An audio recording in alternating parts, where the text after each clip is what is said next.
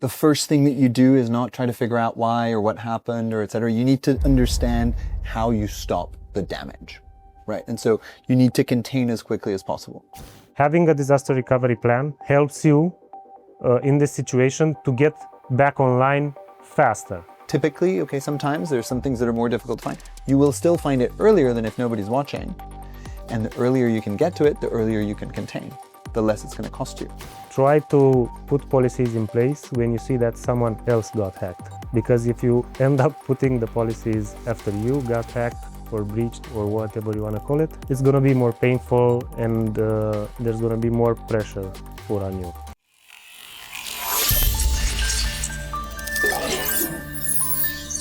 All right, so we're back to another episode of Cybercrime from the Frontline, and I have Raf, Stefan, and Mihai with me today, and we're going to talk about what happens after the breach. We've went through a lot of actually parts of what happens before the breach, or how we investigate, the engineering behind forensics, and so on and so forth. But what happens after an incident and how to best mitigate and handle it? Guys, I'd like you to introduce yourselves and take it from there. So go ahead, Raph. Who are you and what do you do? I'm Raphaël Peyret. I am a Director of Product Management here at Bitdefender. And I've been doing security for a number of different areas, including most recently a lot of cloud. Cloud? Cloud. Awesome. Hi, I'm Mihai Leonte. My colleagues call me Mihai. I'm the Director of Attack Surface Analytics here at Bitdefender. I work with the teams that do technologies that handle misconfigurations, vulnerability, everything that touches the attack surface of an organization. I'm Stefan. I'm a manager at the Attack Surface Analytics team, and I'm mostly handling some of the teams that Mihai has, and I'm also doing some compliance and related stuff for the labs team. Awesome. Thank you, guys. And as always, Dan Berte, your host. Welcome again to Cybercrime from the Frontline, the only podcast where we actually get the experts on. So what happens after an incident? So we all saw in movies what happens, right? Yeah. So you have those alarms, everyone puts on the alarm clothes, and they solve the issue very fast, very nice with bells and whistles. I know you're ironic, but I can vouch. I'm pretty sure that a lot of people really imagine a scenario where in case of a breach, there's like there's a panic button, everybody's gonna gather. Yeah. What's the actual reality on the ground in these organizations? Panic. Yeah, you have the Panic panic. was key, yes. The button. Let's describe it. Like, I know you guys, so this is the hardest part of what we do on the pod, is trying to touch base on things that are so obvious and normal to you, have gone through them so often, but so whomever's never experienced it, it would be completely new. So even the weird stuff like who finds out first, how the communication goes on there, that's all unknown. So let's kind of go through all the steps and pages of the event, and maybe we can give up some examples of how not to handle and ideal scenarios of how to handle things towards the end. So who finds out first usually? How do they manage it? Who do they talk to? What's going on?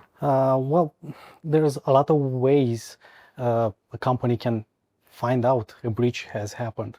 For example, you can even find it out in the media, because that happens.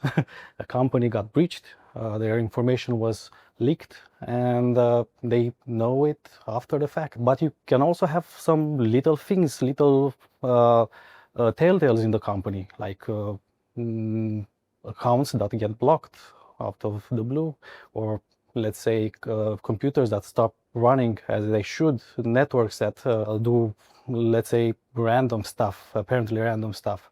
And that raises some flags. And then you have someone that has to investigate and check it and make it so that it's they eliminate the confusion and start the flow of identifying what happens and fixing it in some ways. And that's one of the things that we should talk about in the next. So knowing how these things work, and having talked to you guys on multiple occasions and just following what's going on, I know for a fact a lot of organizations are absolutely not prepared for these events. We keep saying that in the industry, it's not an if, but a when.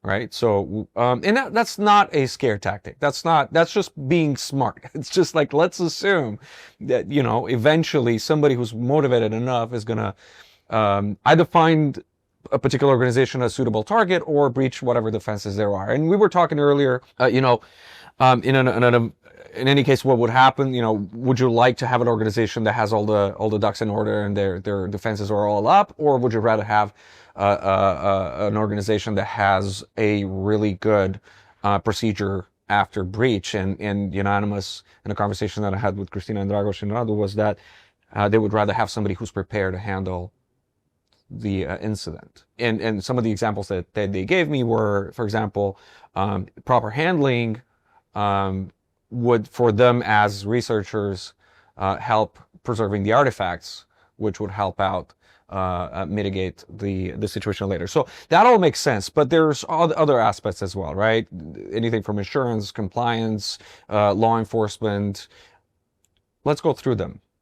What should an ideal scenario be? And I mean, I'm trying to think that we have an opportunity to paint the ideal picture, and those who are considering implementing those can take some cues. First of all, let's look at what actually happens, right? We have the ideal scenario that you are trying to get to, but what happens is, as we stated earlier, panic ensues. Right. So you have responders that need to handle incidents under pressure, right? So you discover that, for example, as Stefan was saying, you don't have availability for, let's say, your website. The company website is down. The first thing that you do is that you panic, right? All of a sudden, the leadership demands of you to fix the issue, okay? But you need to bring in investigation, and you need to make containment, and after that, do all the remediation that's necessary, right? So ideally, what we would need as a first step is to have like a good guideline, a good playbook that you can follow in this tense situation, so you can identify firstly what the problem is, right? If you're having like a breach, if you have a malicious actor in your organization, in your network, you need to fix that. First, you need to identify the problem. This is the first thing that you should do. After that, I think the most crucial step is to make sure that the problem cannot spread. For example, if you have an infected computer, remove the network connection, turn off the Wi-Fi, turn off the computer, make sure that that problem doesn't go further. After you make sure that you have containment figured out, it's time to start telling everyone that needs to know about the thing. And this is where everything you mentioned earlier comes into place. Maybe you have laws that you need to abide. Maybe you have compliance, insurance policies that you need to follow. Maybe there's also internal regulations that you need to follow. Maybe there's a dedicated incident response team that should be investigated. These are the first steps that you need to take. Maybe you guys have a couple of really good, potentially recent examples of how not to handle things. I don't need names. I'm trying to figure out the story. So if you can give me a couple of examples, that'd be great, because we can build on that. We've actually seen some examples, not so great examples lately. So we had companies that were trying to, let's say, do their own investigation while not actually having the dedicated teams or the necessary preparation to do so. So what that translates to is having a response time that is actually changed, increased, and that also increases the risk for them, because the attacker is still in the network, they are still expanding inside the network, encrypting files, exfiltrating documents, and things like that. So one of the things that a company should do is be fast. So be prepared and be fast, and contact the appropriate team or company that you work with in a timely manner, because time is of the essence. I think of it as, you need to stop the bleeding. The first thing that you do is not try to figure out why or what happened or et cetera. You need to understand how you stop the damage, right? And so you need to contain as quickly as possible. You'll have time once it's contained to figure out some of the more, in-depth things that you need to do or get back to business. But imagine, if you're shot, or your First partner is you shot, make the sure first that thing you don't do bleed, is they don't Stop bleed the to bleeding. death, right? Then, and we can see the impact. Recently over the summer there were a number of attacks in the UK in particular of supermarket chains, and two different ones reacted slightly differently. One decided, the second one in this case, decided, and you can look this up, this has been publicized quite a bit, they decided to disconnect their infrastructure from the internet. And this is extremely costly. This is the type of decision that's really difficult, because if you do it properly, you don't see impact, right? Which means you unplug it. Limited things have been hacked, but you're losing money every minute. Yeah. Do they seem like they have a policy in place, a procedure in place? Most likely, and they probably also learned from what happened with the first organization, which took months longer to recover, because they were basically investigating what was going on while the attack was still unfolding. And so the attackers were able to, it was a ransomware attack, they were able to encrypt a lot more. Right. Whereas the other ones, as soon as they saw a sign, they basically just pulled the plug and then took the time to clean it all up and put it back online. But they were able to do that much, much faster because of the speed of that initial containment step. So there's a lot of confusion here, right? So attackers are not particularly partisan. They'll pick whatever vertical works for them at the particular time. They're going to do their little due diligence and research and like, okay, sounds like those guys have enough infrastructure there that's of interest. We know how to get in. Like they might pay. We're just going to go there. So it's not like you can kind of get ready because your vertical's next, or like you're going to wait because you're like, yeah, attackers don't really go for supermarkets, so we have time, or whatever. So I'm trying to understand, kind of get to the bottom of why organizations just don't take this possibility serious and have a procedure in place. I keep giving the examples, we were talking earlier, keep giving the examples of a cheat card, of a just like in aviation, you have a checklist of things to do, check the parking brake, turn the thing. Checklists are great in every aspect of things, and I'm pretty sure there's a great number of resources available for building a good checklist, which may be personal for that or customized for that particular organization, right? And this information, knowing you guys, it sounds like it's pretty well available. So what's going on? What's the problem? I'm guessing that you're referring to certain exercises that you can do. For example, you could have like a disaster recovery plan that you can follow just for situations like this. So for example, if you get breached, you might have systems that go offline, databases that get encrypted, or operational disruption altogether, right? Having a disaster recovery plan helps you in this situation to get back online faster, right?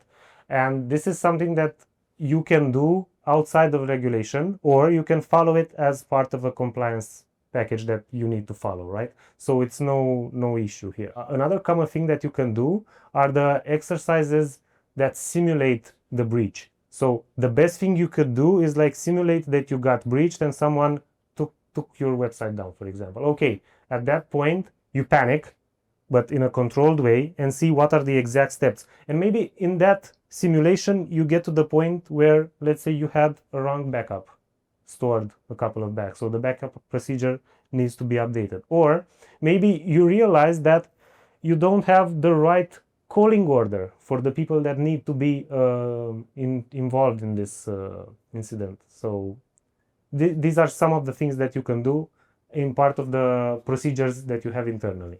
How many organizations have this stuff going for them?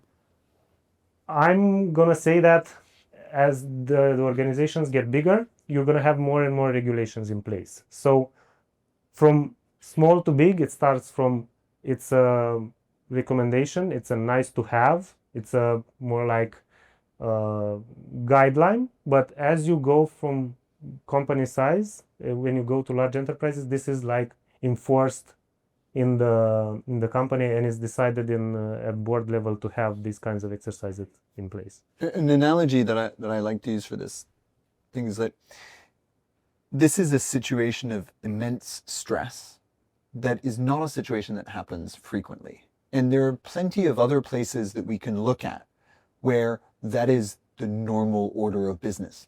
So if you look at things like hostage negotiations, natural disasters, firefighting, things like that, they all have this down so that when that alarm rings, everything from then is scripted, is easy, is controlled, or even bodyguards, the first thing that they learn how to do is to not freeze when they hear a gunshot, because naturally we are inclined to freeze. That's the panic. Yeah. If you've practiced it before, you can unfreeze and you follow a plan. And the less you need to think about creating that plan, the more you can be dealing with the real issues of the moment, which is calling the right people, finding, you're not spending so much time figuring out who should even be involved in a situation where security teams typically, they're not in the limelight. It's not that nobody cares about the security teams, but they're not the people that, all of the executive team will be speaking to. And then all of a sudden, when there's that call and you have an incident, the phone is ringing nonstop because everybody wants to know what's going on. And that freezes you if you're not ready for it. This is a real world scenario, like it's an emergency. No wonder some companies have war rooms that actually handles these kinds of scenario, right? It's not a research opportunity to get breached. You need to act fast. So it's no need to decide on the spot who should analyze the problem, what should we do next. We should follow a set of steps that ultimately will get us back online, and we will have operations going again.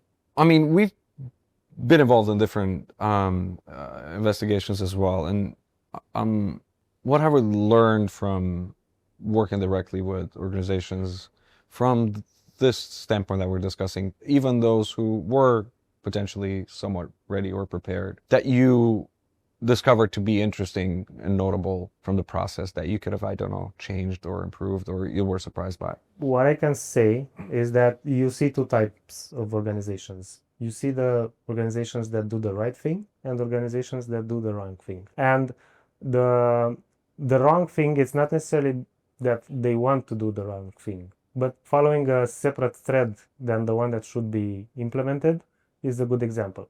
We had a customer at some point that got hit by ransomware, and we were attempting to decrypt the ransomware for them. But the fact that they withheld information from us blocked us from achieving decryption. So this is a pure example. You should share information with the ones that are helping you. Why do you think They had their own reasons. I don't know why, but in my opinion, you should have full disclosure if you're in a critical situation. I'm curious if it was something at an organizational level, or was it the individual who was potentially responsible for, who felt that if they were not disclosing that information, they were protecting themselves? In my opinion, the organization is as strong as each individual. So Absolutely. It doesn't matter if it was a culture thing or if it was just a personal agenda. Obviously we've discussed some of the items, but a good prepared organization would surprise you by doing what, in our experience, doing things? I'm going to say one thing, and I'm going to leave my colleagues to add. So one thing that a good organization does in a scenario of a breach is to make sure that the breach does not spread, right? And this means leave the research aside, leave it to the professional, make sure you isolate and contain, and prepare all the data for the further investigation. This is the first thing that you can do. Be as fast and as prompt as possible with this thing. It's also very important to have as much information as possible available, because there's another way of looking at a breach, because you can fix the breach itself contain the issue and have a fix for this particular item. But you also have to look at the root cause analysis, the entry point in the company, what caused all of this. And having logs and audit data helps in figuring out what happened and closing that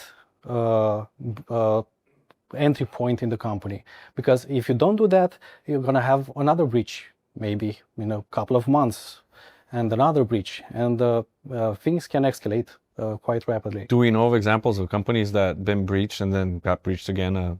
Unfortunately, later? And in some cases, Who didn't really mitigate or implement any new mitigation policy? so in some cases, Why? the exact same ransomware gang using the exact same attack hit the same Do they company think that 6 the months paying the apart. ransom was enough? Was affordable and they just went for it? Or I don't think it was that. I think it was just that there wasn't the foresight of thinking that like this is a problem that is recurrent, and that's, you know, I left the realization that there is a door that is left open, and if I don't close it, someone else is going to come in. In this case, it's the same attacker. You know, often what will happen is, you know, no major change will be made, but you closed that door. You didn't check if there were any other doors open, right? That's a little bit more excusable, but yeah, a lot of negligence, unfortunately. sounds like it. So EDR or MDR? Ideally, both.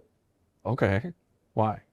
Well, you have the sensor data and all the blocking technology on the EDR, but you also need someone that can respond fast to what you have there. So ideally, if you have the budget, both. I would go with both. It depends if you can have MDR in-house. Like, what is MDR in-house? Yeah. Like, if you have a team of very qualified, dedicated experts, you have your SOC 24/7. But then you still have both. Yeah, but it's the key here is you need to have somebody watching, because if somebody's watching, you'll be able to detect much earlier in the attack. Typically, okay, sometimes there's some things that are more difficult to find. You will still find it earlier than if nobody's watching. And the earlier you can get to it, the earlier you can contain, the less it's going to cost you. So, and that makes a lot of sense. So usually, we've seen enough examples. There's no week that passes without a story of this or other organization having been breached or hit by ransomware of sorts or whatever. So it's a popular thing. By now, it's kind of reality. It doesn't even shock anybody anymore. How quickly do these things unfold, and how quickly do they generally get resolved? We're still in that phase where we're trying to understand what happens after an event. So what's the average and what's the ideal time frame for these? And I'm only saying this because I know nobody expects specific numbers, but we've seen enough of these that we kind of have an idea. So I'm trying to paint a picture of what should be expected.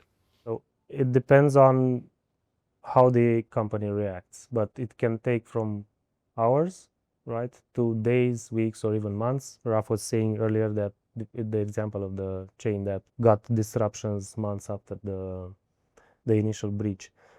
It all depends on how fast you react to make sure that you contain, patch all the holes, and after that, bring back all your infrastructure. So it's very hard to say, yeah, in a couple of hours, you're going to have everything wrapped up, because it depends on what you do. Do you share all the information with the investigators, or do you keep things to yourself, and they will try to understand what happens, and they're going to keep saying, hey, I think you had the user with too many writes there, and this is how they got to endpoint A from endpoint B. If you withhold information, the investigation will take longer. So it all depends on how you approach this.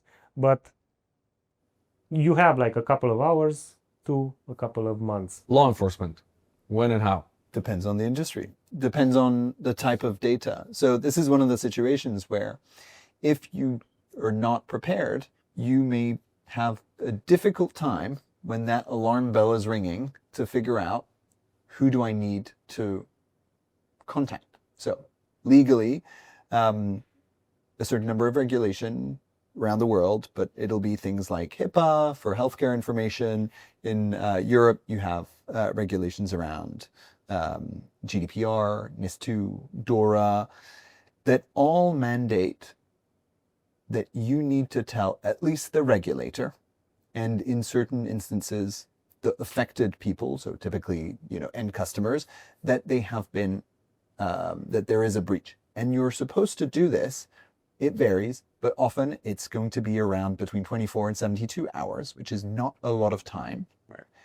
At that point, you probably still have no idea what's going on. This is only the legal regulation, right? The different states in the US, most of them have some similar type of regulation. Then you might have requirements that are contractual requirements. So that means that when, for example, you are a vendor or a service provider for a large organization, they will probably put some things in their contract, in your contract with them, to ensure that you notify them of a material breach, right? So you might have a list. So you need to have that list, otherwise you don't know who you're going to be falling afoul of. And so that's regulator, contract. You sometimes also have internal policies that you have. So some, let's say, voluntary certification schemes or compliance standards like SOC 2, ISO 27001 don't enforce a specific one, but they encourage you to have policies in place that you might. So that's more for your internal governance. Do you know of companies that did not report and they should have? So we did a survey recently. We do one every year. And one of the things that was notable this year was an increase in the percentage of respondents that said that they were asked to keep a breach quiet. And with some differences geographically, where different countries reported very different appetites in terms of public disclosure. And that's something that we need to do better of as a ecosystem of security teams and vendors to make it okay to be sharing those things. And the law is helping to make sure that we are sharing these things so that we can learn from whatever issues, not necessarily failures, because you can't always block everything. Is it even possible to hide at that certain point, at a certain level? Is it even possible to hide a breach? It depends what kind of breach it is. Some points, you could downplay it. You could say, okay, no customer data was affected, or just word it in a way that it sounds like nothing. And we see that regularly. If you look at the news, you'll see that quite a bit. And then you also see that the impact that it has on customer trust of an organization when it's downplayed, and week after week, new information comes out that says that, oh, no customer data was involved. And then a week later, oh, customer data was involved, but it was only not sensitive. And then all the way to, oh, well, actually they had access to and that doesn't build trust. So walk me through the process of understanding what data was impacted and how, and who usually takes part in that. And again, depends on the company size. Some companies have a data protection officer, right? So in some cases, you might have internal documentation and policies that regulate the customer data or the important data already. So if you don't have this and you get to have the authorities involved, you might have them decide that, hey, you had some PIIs here that you didn't handle properly.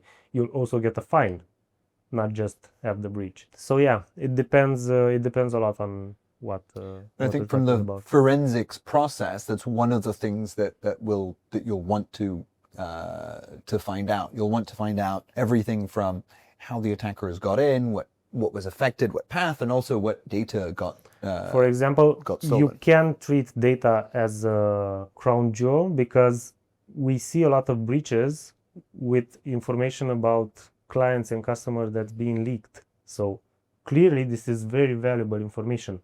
If you have your credentials leaked, they can be used against you. Someone is trying to impersonate you. If you have, for example, your identification numbers, your name, your home address, someone might try to say that is you apply for a job or apply for a loan or all kinds of crazy stuff that if they weren't leaked, information that wasn't leaked could not have been used Right. against. Right, and I was just saying, I was asking who decides what was impacted and how that gets communicated. I understand the need of an organization to minimize the perceived importance of the incident, but I think it's also a trust building item as well, right? So if it seems like it's an opaque process, and I don't understand how it works, who performs these forensic steps, I just, as a end customers, I might dispute, or I might not trust that organization. So I feel like that seems to be like one of those steps that are very relevant in handling properly and being as transparent as possible as how that resolve was achieved, to further trust in the process as well, right? And is there any good examples of how this is handled? So I think what we should pinpoint here is that communication is key in a breach. You have either internal communication. So for example, you find out there's a breach, you're gonna notify the appropriate team. Maybe you have an InfoSec team, maybe you have just your regular IT team. You need to inform who's responsible to take action, right? But on the other hand, you could have like an external impact. Maybe you're a service provider and your breach affects a lot of people. We saw earlier the fact that check-in systems at airports got disrupted by the fact that there was a possible security issue, right? Cybersecurity issue. In these cases, communication also with the people affected is important. People need to know that the services that they rely on will be up and available. They need to know that their personal information was not affected because you have passport information and so on, yeah? So, and also you might have the worst case scenario when you have both. You need to make sure that internally everyone understands what they should do in order to contain and solve, and you also have the external crisis that you need to handle. I'd say when we're talking about some of this communication, like the best thing to do is to be extremely quick and proactive to take control of the situation. So that means that, let's say, get a call, there's an incident. Yes, you need to dispatch a team to be able to do the containment, but then you also need to be able to dispatch a team to manage everyone from a communication standpoint. That's why when we talk about these war rooms, and it could be a virtual war room or etc., it's to make sure that all communication is flowing easily and centralized. And in there, you should make sure that there is somebody from legal, somebody that will be able to have the view of how we communicate this externally in terms of, it could be a PR person, right, things like that. And you need to have people that are fronting all of these questions that you're going to have from, I don't know, the COO saying like, why is the production line stopped? Like, we're losing 10 million an hour. You need somebody to front that so that the teams can do their work. But you still need to make sure that the legal team is aware so that they can go and peel through all of the contracts to figure out where we had breach notification requirements, or a PR is preparing and can sometimes even help to say, we need to do a better job at communicating this. You can even give help. Me something I can share. Give me some information. And in some cases, realize that the best help that you can is going to be external, because for smaller organizations, you don't have the expertise in-house. You've never done, and that's why you bring in hostage negotiators. You have a cyber insurance. If you have a cyber insurance, there is often a requirement to communicate that very quickly. They may bring in some incident response teams. They may help you. They may have an agency that has done notification to the press of these things so that you have best practices. You don't need to invent everything yourself. You can reach out to your cybersecurity vendor. And as a cybersecurity vendor, we get a lot of people coming to us. And the earlier they come to us, the more openly, the better the outcome, because we can help. Everyone's on the same team. At least, right. Okay, there can be blame at the end sometimes, or trying to find who was at fault. But during that moment of crisis, you need everybody that you can on your team. We seeing this? Companies focusing on determining blame before action? Stefan, you were saying... Yeah, there might be. Most of the, let's say, blaming goes inside the company most of the time. So it's either someone that didn't do their job, or someone that failed to handle the protocols or things like that. But in the end, a breach had happened in that company. So the main takeaway is that you have to focus on first managing it, closing the gaps, and then learn from it, because learning from any breach is one of the things that can save your company in the future. But it's important to separate. There is a time for learning, and when you're containing is not the time. Yeah, you can do that. You can learn afterwards. You can learn but, after. It's just like kind of a sum up. I was going with the references of aviation here, just like in aviation, where order is aviate, navigate, and communicate, right? Same here, right? First thing, stop the bleeding, then figure out a course to revert the damage, and then obviously focus on communicating the issue internally. Yes, get out completely. So it's so interesting how obviously the best practices would also apply here. Now, this is, let's say this is that one opportunity to say, I have a magic wand, I have a goldfish that can, whatever wish I had, I can get that done. What would be each of your individual wishes for, best case scenario? Like we said, we're looking at the aftermath. It has happened. What's the most important thing for you, Stefan, when it comes to, what would you say is the most relevant that you want? Having all the information as fast as possible, because we can work on that information, we can help the company, and we can use all the data to make sure that all the gates are closed and the issue is fixed now and the next time. Raph, what's your ideal? Communicate. It's the biggest thing, I think, the thing where most people get it wrong. If somebody steps in to a crisis saying, you are going to do that, this is your job, I take this, you go and talk to this other person, that coordination makes everything go so much faster than when 15 people are talking over each other and don't know like who's responsible for what. If you've planned it ahead of time, even better, so that then there's no debate of like who should take the lead, who should be involved, right? Again, this is a time for action, not a time for debate. If I had a magic wand, I would make sure that companies prioritize handling the issue at hand. So if you got breached, make sure that you identify, isolate, and remediate, right?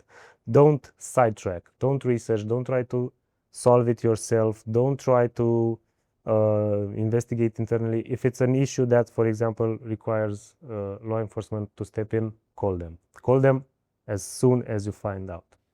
So focus on the matter is what I would bring here.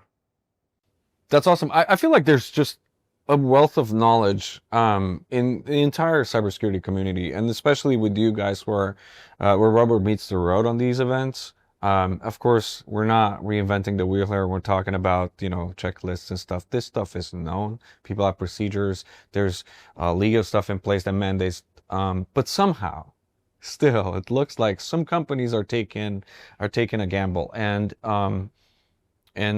my hope with you today was to understand what the biggest grievances were that we can pass on, that we can hope to enable these organizations that are still taking the time to start working on and mitigating. So, final thoughts.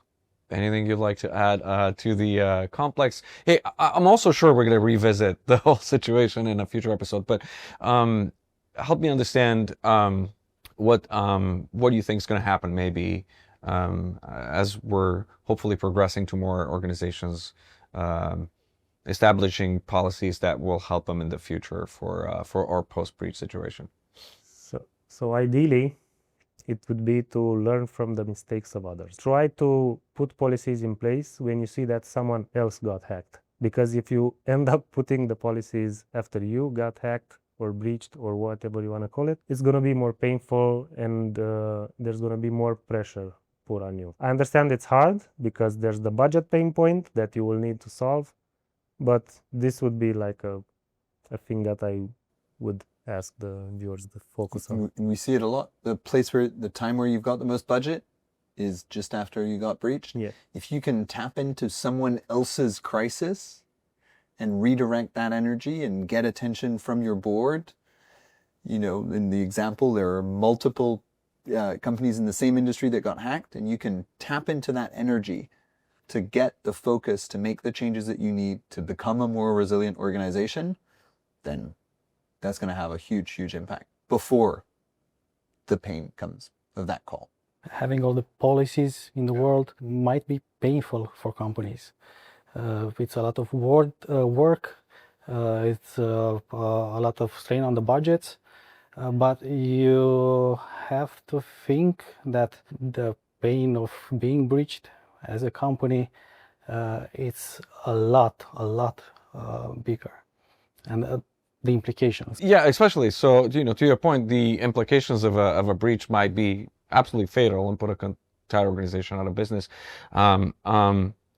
It pains me to see that there's so much knowledge, and it sounds like, you know, you're really mean the best for somebody, and it sounds like somebody's trying to make a pitch when it's just not. There's so much experience. So because there's so much experience, and because you guys are so close to these things happening,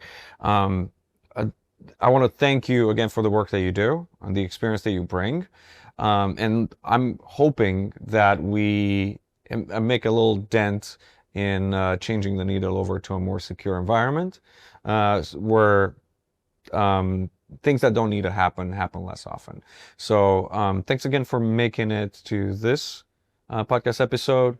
I'm sure we're going to revisit this soon. We'll see you on the next one.